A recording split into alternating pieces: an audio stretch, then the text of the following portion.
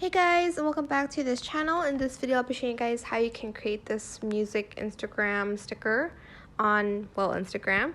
I'm just going to select this as the background. You can use any photos you'd like.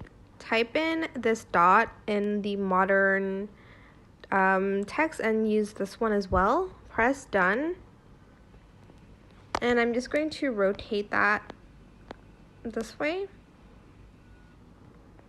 It's going to make it a little bit bigger. You don't have to though. Select the music section here. Select a song. And make sure you select this one. Place it in the middle. Go to the sticker tab and type in song. Select this one. And adjust it a little bit to the placement here. I guess to the size I meant.